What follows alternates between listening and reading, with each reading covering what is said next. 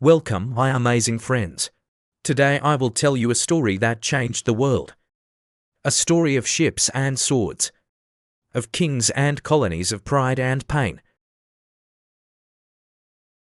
You've heard of London, you've seen the British flag. You know the English language. But what if I told you that behind the beauty of London, behind the English your children speak today, there is a dark shadow? A powerful empire that once ruled over 25% of Earth. This is not just a history lesson. This is a true story. A story full of war, hunger, slavery, rebellion and resistance. For 400 years the British Empire controlled countries across Asia, Africa, America and beyond. And while it gave the world trains, schools and law, it also brought blood, chains and silence. This is the story of how a small island called Britain became the most powerful empire in history, and how that power finally fell apart. If you've never heard this before, then sit back, listen closely and open your heart. Because once you hear this story, you will never see the world the same way again. This will improve your English too. You'll learn new words, feel new emotions and get stronger with every part. Let's begin. Chapter 1: How it all began. A small island with big dreams. In the early 1500s, England was just one small island in Europe. It was not powerful, it was not rich. It had kings, farmers, fishermen and dreams of glory. Spain and Portugal were already exploring the world. They had colonies in South America, Africa and Asia. They had ships. They had gold, they had power. And the British, they wanted the same. The first step to power was not soldiers, it was ships.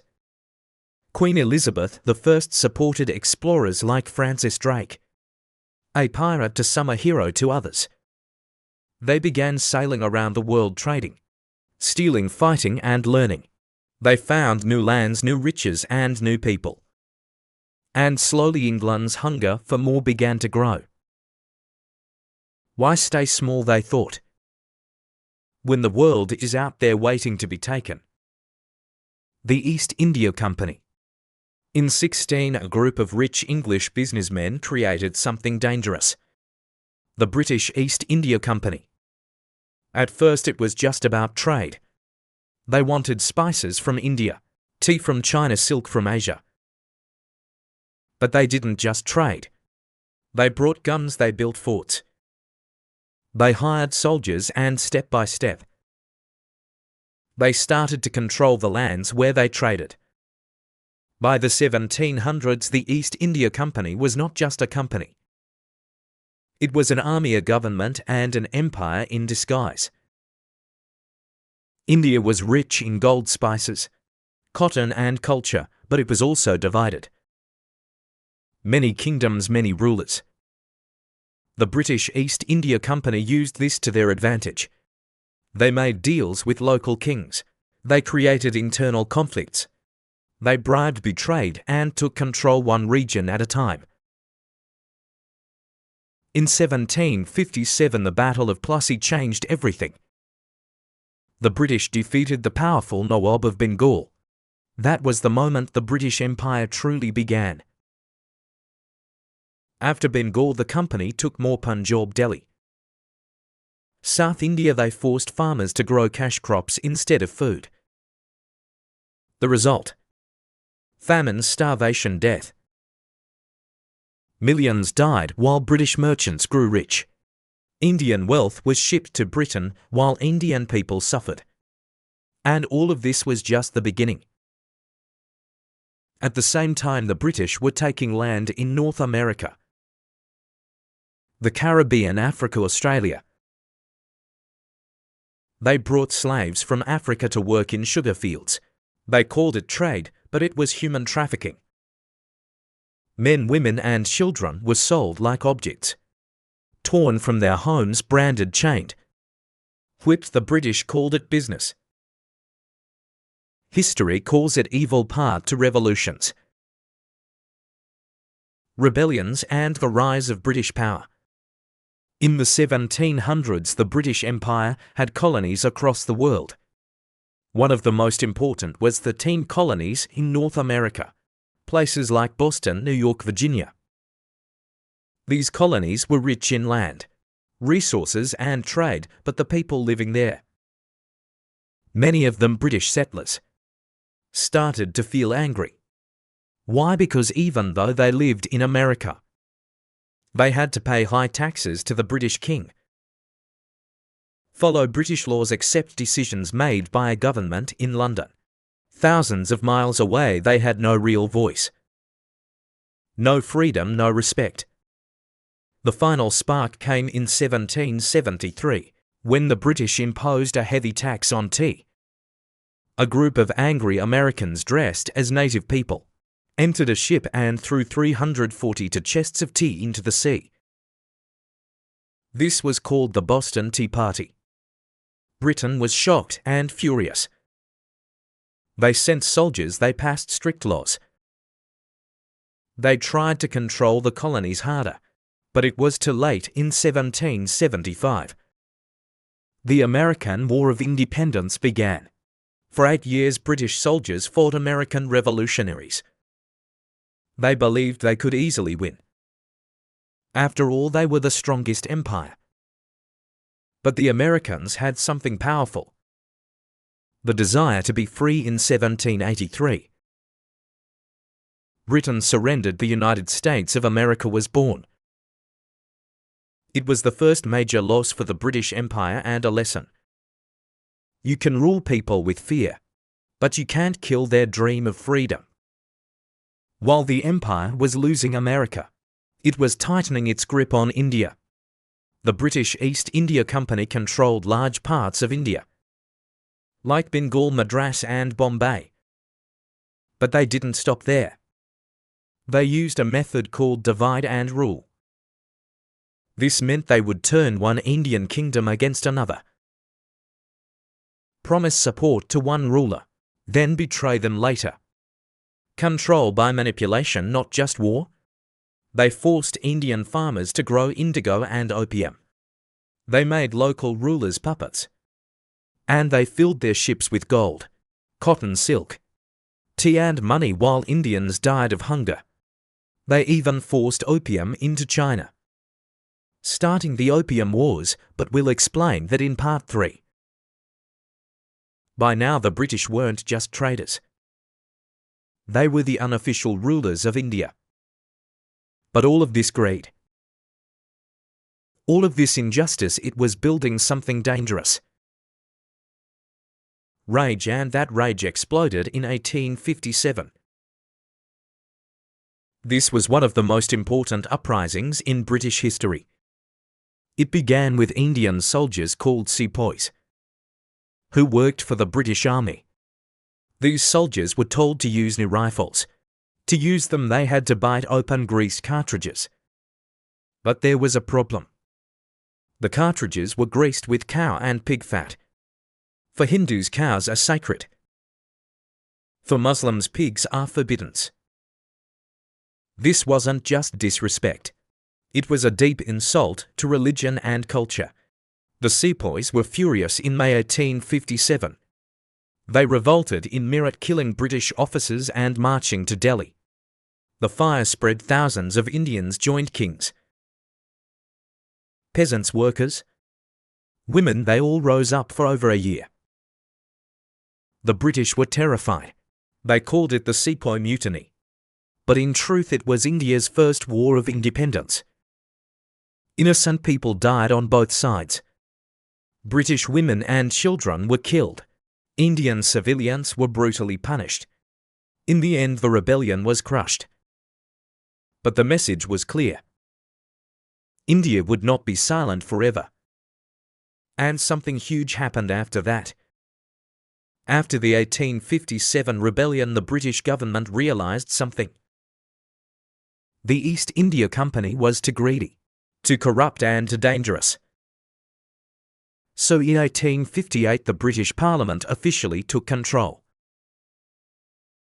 Queen Victoria became the Empress of India. Now India was no longer ruled by a company. It was ruled directly by the British Crown. The British called this the Raj,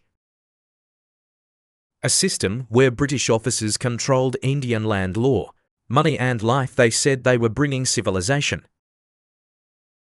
But Indians were not allowed in top government jobs. Not paid equally, treated like second-class people in their own country.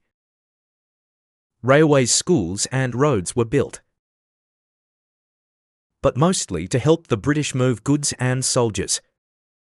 And behind the beautiful buildings was suffering.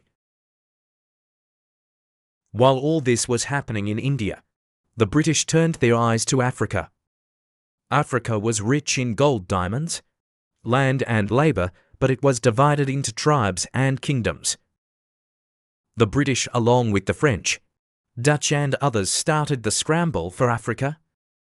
They drew fake borders, took land by force, captured local leaders, controlled people through violence and bribery. They used Africans as cheap labour, made them work in mines, farms and railways. And yes, slavery was still happening, even after it was officially banned in places like Nigeria, Kenya and South Africa. The British took local languages, banned native religions, taught only English and British values. They tried to erase identity and call it progress. But inside, Africans remembered who they were. The British weren't stopping. They took Australia, calling it Terra Nullius. No one's land, but it wasn't empty. It was home to Aboriginal people for over 50,000 years. The British sent prisoners to live there. They took land from the natives. They treated them as savages. In the Caribbean, they used African slaves to grow sugar cane. Millions died from overwork, heat and disease. From Jamaica to Trinidad, the British grew rich while slaves were beaten, starved and worked to death. The British called it a civilizing mission. The white man's burden, teaching the world how to live. But what they really brought was exploitation. Control, profit for Britain. Pain for the people. They built railways, but only to move their goods. They built schools, but only to teach their version of truth. They created laws, but used them to stay in power. By the end of the 1800s, the British Empire was massive. India, Africa, Canada, Australia, Caribbean, parts of the Middle East, islands across the ocean. But underneath this giant system were cracks. People were angry, hurt, awake and remembering. Part 3. World Wars, resistance and the beginning of the end. As the 20th century began, the British Empire stood at its peak. It controlled a quarter of the planet's land, more than 400 million people. But below the surface, things were changing. People across the empire were starting to question the system, understand their stolen identity, learn new ideas about freedom, justice and nationhood. Newspapers, books and education were helping people wake up. But then the world was thrown into chaos. World War I in 1914, a single gunshot in Europe changed everything. A prince was assassinated in Sarajevo. And within weeks the world was at war. Britain, France, Germany, Russia and Austria, Hungary were all involved. The British Empire needed help and it turned to its colonies. They called for soldiers from India, Africa, Australia, Canada, New Zealand, the Caribbean. Over 2.5 million men from India joined the war. Hundreds of thousands more came from Africa and the rest of the empire. They were promised respect, better treatment, possibly even self-rule. But what they got was racism, lower pay, harder conditions. Indian soldiers died in muddy trenches. In Europe, African porters carried weapons and supplies through jungles, often with no boots or medical care. They were used and then forgotten. When the war ended in 1918, the British Empire celebrated victory. But the people of the empire asked a simple question. We fought and died for you. Now will you treat us as equals? The answer was no, and that answer changed everything in India. After World War I, the British passed new laws to control protest. One law was called the Rowlatt Act. It allowed the British to arrest anyone without trial. On April 13, 1919, in Amritsar, thousands of Indians gathered peacefully in a garden called Jallianwala Bagh. They were unarmed, peacefully protesting, including women and children. But General Reginald Dyer, a British officer, saw them as a threat. Without warning, he ordered his soldiers to open fire. In minutes, over 1,000 people were killed. Many were shot in the back as they tried to escape. There was only one narrow exit, and soldiers blocked it. This was one of the most brutal massacres in British history. The British government praised Dyer. They gave him money, some called him a hero. But across India people cried. And one man decided. Enough. His name was Mohandas Karamchand Gandhi. Gandhi was different. He didn't believe in guns. He didn't believe in violence. He believed in truth, what he called satyagraha, and in peaceful resistance. He told Indians, don't fight them with weapons. Fight them by refusing to obey. He asked people to stop buying British clothes, stop paying unfair taxes, spin their own cotton, march peacefully even when beaten. In 1930, Gandhi led the famous Salt March, walking 240 miles to the sea to make salt illegally, as a protest against British salt laws. The British arrested him again and again. But each time more people joined. And around the world people saw something new. A man in simple clothes, fighting the biggest empire in the world, without lifting a single hand.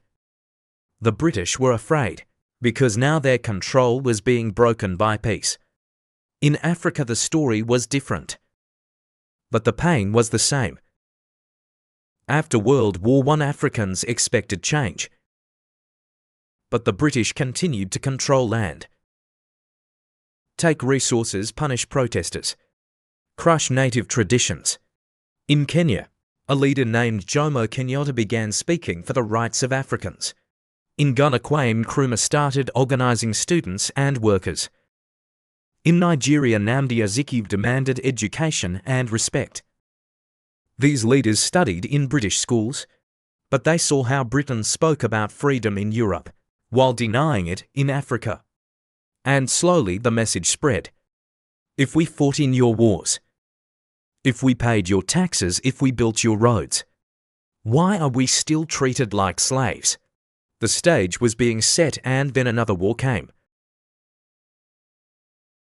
World War II in 1939. World War II began. This time the enemy was Nazi Germany. Led by Adolf Hitler, Britain again turned to its empire for help. Once again, millions from the colonies fought in battles, died in war, helped save Britain from collapse. India alone gave over 2.5 million soldiers. But something had changed. This time people were more aware. This time they wanted something in return. During the war, Britain promised freedom after peace to keep the colonies loyal. But after the war ended in 1945, the British were broke, exhausted, and no longer respected. And the colonies knew it. The war changed everything. People across the empire had seen the British struggle, lost family members, heard promises of freedom, waited for decades, but the British didn't want to let go. In India Quit India movement had already begun. Gandhi had been arrested again. But protests were now happening everywhere. In 1947, Britain finally gave up. India was free, Pakistan was created. And with it came a bloody partition. Over 1 million people died. Millions were forced to migrate. But the empire had lost its crown jewel. The heart of the British Empire was gone. And soon the rest would follow. After India one by one, the colonies demanded their freedom. In Ghana, the first sub-Saharan African nation became independent in 1957. In Kenya, the Mau Mau Rebellion. A bloody guerrilla war forced the British to leave in 1963. In Nigeria, independence came in 1960. In the Caribbean, countries like Jamaica and Trinidad began to break free. In the Middle East, British control over oil-rich lands like Iraq and Palestine collapsed. In Malaysia, in Cyprus, in Zimbabwe, in South Africa, resistance grew louder, stronger, and impossible to ignore. And the British knew the age of empire was ending. By the 1970s, most of the British colonies were free. The empire was no more, but freedom didn't fix everything. Many former colonies were left poor, divided without stable governments, fighting new internal battles. Borders drawn by the British caused ethnic conflicts. Economies built for British profit collapsed. Languages, cultures and identities had been erased and had to be rebuilt. And in Britain they rarely spoke of the empire. They taught the good, not the pain. They celebrated the flag, not the blood behind it. But the world remembered, and that's why this story matters. By the time the last colonies gained their independence, the British flag had come down in most parts of the world. But even though the flags changed, the system did not. The empire had fallen on paper, but it had left deep wounds. Wounds that didn't heal quickly. In Africa, Asia, the Caribbean and the Middle East, countries were free, but they were also poor, divided, underdeveloped, dependent on foreign aid. Why? Because when the British left, they took more than land. They took gold, diamonds, oil, culture, confidence, and centuries of self-rule. What they left behind were broken pieces of nations. One of the biggest problems the British left was artificial borders. They had drawn lines on maps without asking the people living there. In Africa, tribes and ethnic groups were cut in half. For example, the Somali people were split across Somalia, Ethiopia, Djibouti, and Kenya. The Tutsi and Hutu were grouped in Rwanda and Burundi.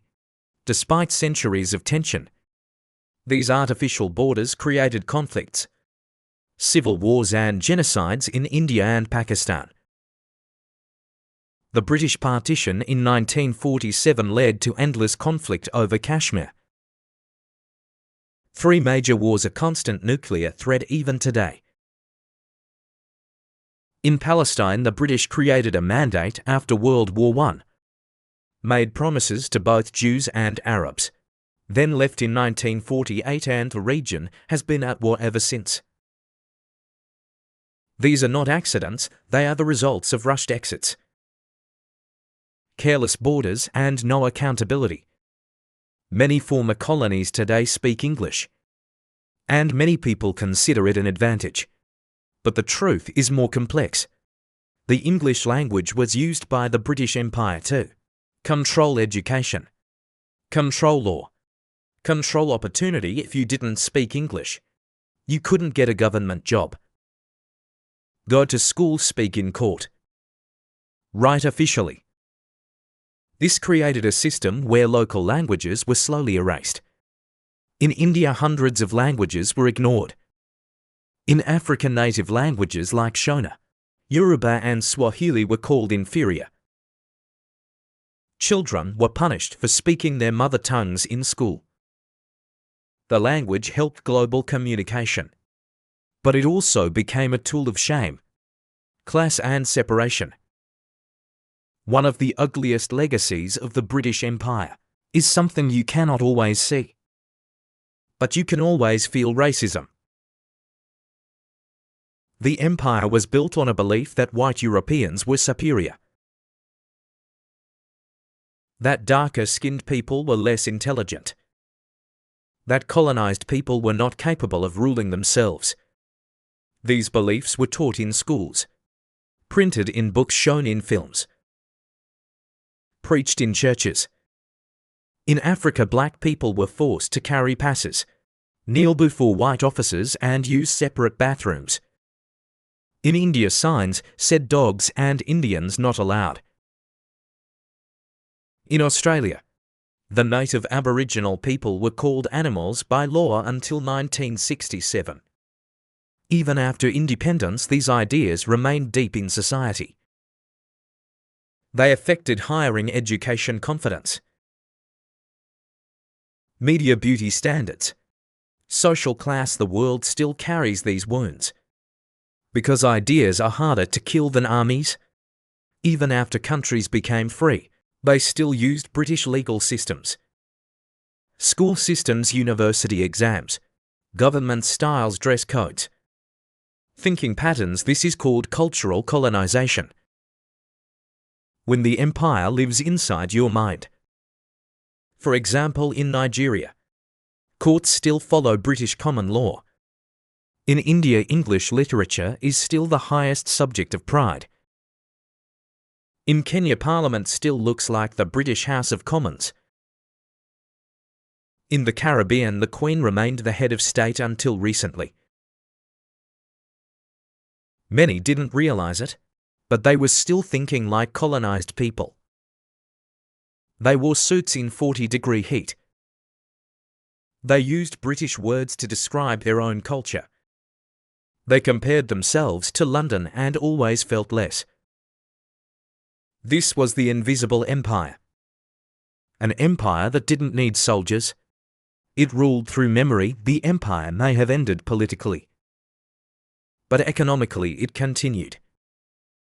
After independence, many former colonies exported raw materials like oil, tea, cocoa and coffee, imported expensive finished goods from Britain and Europe, borrowed money from global banks. This created a cycle. Poor countries remained poor. Rich countries remained rich. And the power stayed in the hands of a few.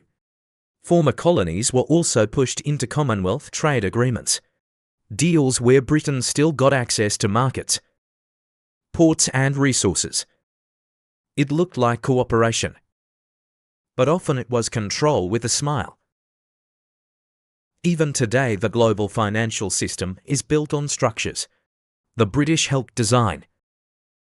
London is still one of the financial capitals of the world. The pound sterling influences smaller currencies. Former colonies often owe debt to institutions that follow British laws. The pain of empire didn't just affect those who lived through it. It was passed down through stories. Silence, fear and struggle. A Kenyan man whose grandfather was tortured during the Mau Mau Rebellion. A Caribbean woman whose ancestors were slaves on sugar plantations. An Indian boy whose grandmother crossed the border during partition and never spoke about it. A Nigerian girl whose mother was punished in school for speaking Yoruba. These are real scars. They live in family memories, emotions and identity. Some people grow up ashamed of their culture. Some are angry but don't know why. Some want to heal but don't know where to start. The empire may be gone, but its ghosts still walk among us. Despite all this, the story does not end in sadness. Former colonies are rising. In India, a new generation is reclaiming Indian languages, films and philosophy. The country has become one of the biggest economies in the world. In Kenya, Swahili is now used in politics, education and media. Local art, literature and film are thriving. In Nigeria, Afrobeat music and Nollywood cinema have taken the world by storm. In the Caribbean, nations like Barbados have officially removed the British monarch as head of state. Movements for reparations are growing stronger. In universities and schools around the world, young people are asking, why did we never learn about the empire's crimes? The silence is breaking and the truth is rising. To understand the modern world, we must understand the empire. Because until we see the roots of injustice, we will never fix the tree. It is not about hate, it is about honesty. It is not about revenge, it is about respect. People in Britain must also know this truth. Because most of them were never told what the empire really did. This is not the story of India, not the story of Africa, not the story of the Caribbean. It is the story of all of us. Part 4. Truth, Justice and the Final Reckoning of the British Empire. By the late 1990s, the British Empire was officially gone. The colonies were free. The Union Jack no longer flew above their palaces. The Queen was no longer their ruler. But now the world was watching. People asked, would Britain apologise? Would they admit what they had done? Would they teach the truth in their schools? Would they repair the damage? The answers were not simple. Inside Britain, something strange happened. The empire was not condemned. It was celebrated. Many British textbooks said the empire spread democracy. Railways and education museums filled with looted objects from India, Africa and Asia remained silent. The British Museum still displayed the Benin bronzes, the Koh-i-Noor diamond, Egyptian mummies and stolen artifacts from dozens of countries. There were no signs saying, "This was taken by force. This belongs to another nation. This was part of colonial violence." Instead, the empire was remembered like a proud grandfather, not like what it truly was. A system of conquest, exploitation and control. In the Caribbean, African and South Asian nations, people began asking, "You stole from us for centuries. You made billions while we starved. You left us broken, now will you pay us back?" This demand was called reparations. It did not mean give us cash. It meant public apology, return of stolen artifacts, financial help to rebuild systems, truth in history books, ending the silence. In Jamaica, politicians demanded reparations for the centuries of slavery. In Kenya, elderly survivors of the Mau Mau Rebellion sued the British government for torture, rape and imprisonment. In India, leaders asked for the return of the Koh-i-Noor diamond, one of the most valuable gems in the world taken during colonization. In South Africa, historians demanded Britain acknowledge its role in racial apartheid systems. And in Barbados, the country cut ties with the British monarchy and officially became a republic in 2021. But how did Britain respond? With resistance, denial and delay. Some leaders said it's too late now. We did good things too. It's in the past, we owe nothing. But the world didn't stop speaking. When governments refused to speak, the people did. Filmmakers, poets, historians, artists, and educators began telling the story of empire from the other side. Books like Empire Land by Sathnam Sanghera, The Anarchy by William Dalrymple, Legacy of Violence by Carolyn Elkins, revealed truths hidden for decades. How millions were killed in colonial famines, How freedom fighters were called terrorists. How cultures were erased. How racism was invented to control minds. Documentaries exposed how slaves were branded. Nations were looted and resistance was crushed. Young people in Britain began asking, why didn't we learn this in school? Why is Churchill called a hero when he caused famine in Bengal? Why are we proud of empire but ashamed of the truth? University students campaigned to remove statues of slave traders. Rename buildings, create courses on colonial history, and push for a new understanding of what Britain really was. The empire was not being taught from the top down. It was being uncovered from the ground up. Even in today's world, the shadow of empire remains.